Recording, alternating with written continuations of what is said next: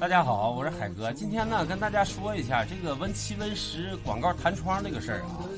其实吧，这个电脑上有点广告弹窗都属于正常的，只要不过分的话，其实也是那么地的。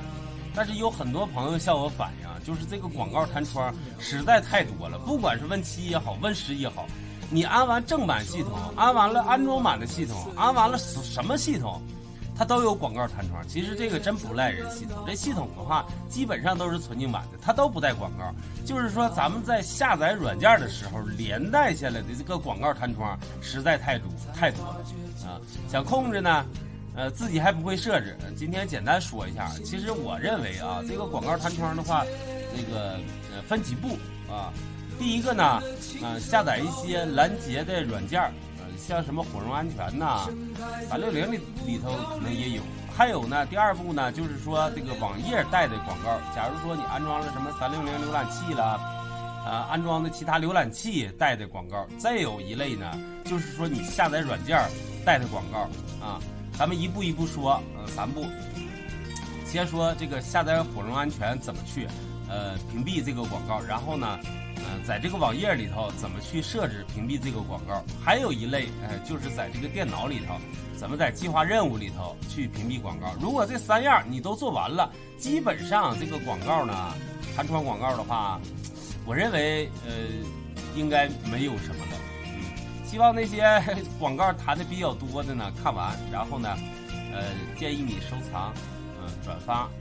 来吧，首先呢，你在你的电脑上下一个火绒安全，然后打开，这个在网页上下载就行。这块有一个那个安全工具，这有一个广告拦截，把这个下载了，然后呢，它会自动拦截一部分，这个很重要啊，它拦截一部分。然后呢，打开你的网页打开这个设置，在设置里头呢，这有个广告过滤，把这个广告过滤开开，然后呢，这个实验室在这个位置呢把这个什么热搜啊这些的话，你认为是广告的全部都关上。第2步做完了。